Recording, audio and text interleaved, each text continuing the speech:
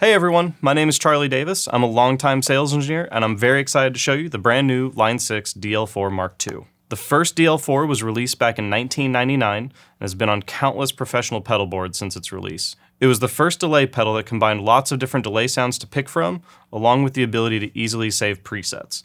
It also included a revolutionary looper that, aside from acting like a standard looper, also allowed for sampling with half speed, double time, and reverse options. I bought mine back in the mid-2000s, and it was my first real delay pedal. Even to this day, when I have a lot of other delay pedals that I use and love, I'm still always really impressed with just how good this pedal sounds, and I love the ease of use. That said, after getting some time to dig in with the new Mark II, I can say that everything I loved about the old version is still here, with some fantastic updates and modern features added. Line 6 has even thrown in some new tricks that I wouldn't have imagined.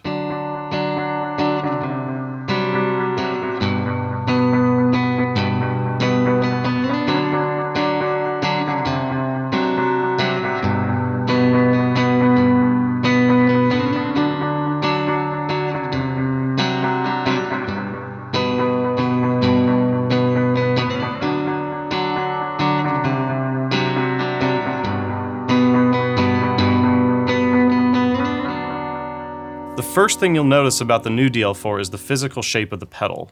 One of the common complaints about the original is that it has a very large enclosure. This one is slightly narrower and not nearly as deep as the original, which will make it much more pedalboard friendly for most people. Another big change is the power for the pedal. The new one runs off a standard 9-volt power supply, or it can be powered by almost any isolated power brick. I use a Chox power supply on my board, and it ran like a champ off that. Along the back panel, you'll see that the pedal now offers MIDI control, so you can control it from an external foot controller and save over 100 presets. There's a USB input for firmware updates, a microSD slot, as well as a mic input and level control, so you can easily use this as an effects unit or looper for your vocal or instrument mic. On the main surface, it's worth noting that the foot switches have been updated to the same ones used in the Helix family of products. Anyone who's used an original DL4 can tell you that the switches left a lot to be desired, so this is really a great update. The layout of the controls is essentially the same as before, but there are some key additions. Starting on the left, you'll see 2 sets of preset names in each slot. That's because in addition to keeping all of the sounds from the original DL4, Line 6 has also added some of the most popular sounds from their Helix lineup. Some of these are just updates of the originals, but there are a lot of unique sounds that allow the pedal to get way more out there than before. Let's hear some of the different sounds.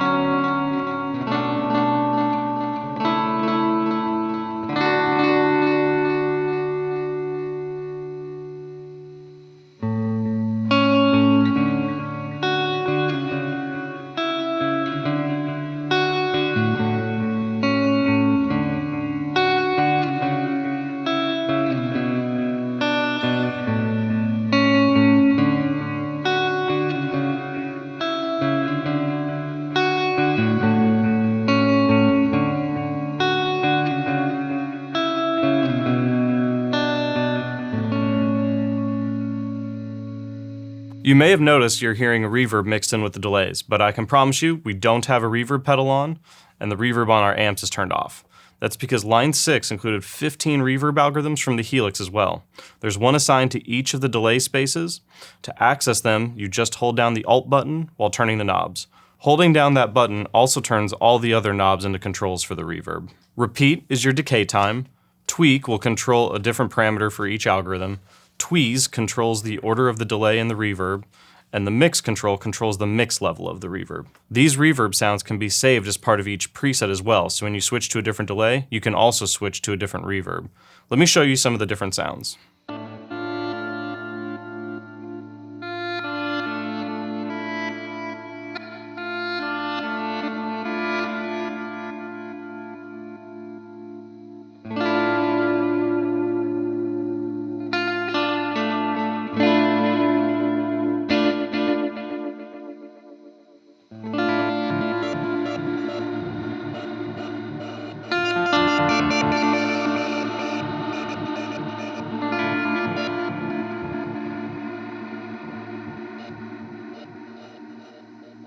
So we briefly talked about the Alt button. Along with accessing the hidden reverbs and their controls, this allows you to decide if you're using a legacy delay model or a newer version. Next to that is the time knob, but in the Mark II, this is also a subdivision control.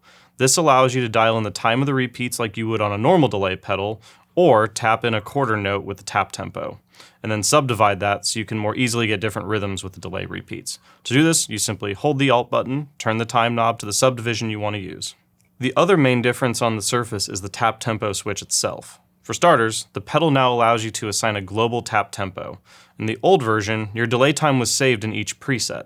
You can still do that in the new DL4, but you can also set it up so that all of your presets change tempo based on the tap control. This is great if you use multiple presets within the same song and just want to easily go between presets and keep the tempo the same.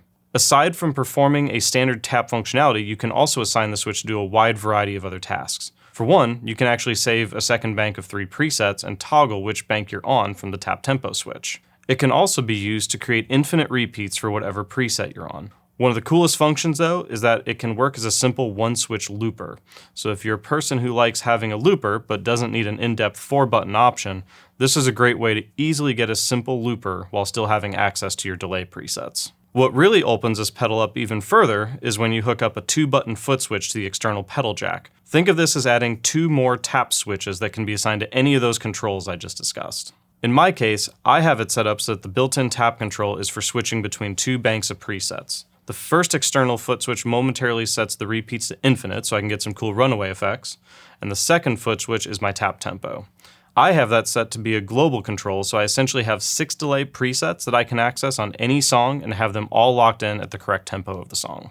Alternatively, you can use this input for an expression pedal instead if you want to have on-the-fly controls of different delay parameters, loop volumes, or really any other control on the pedal.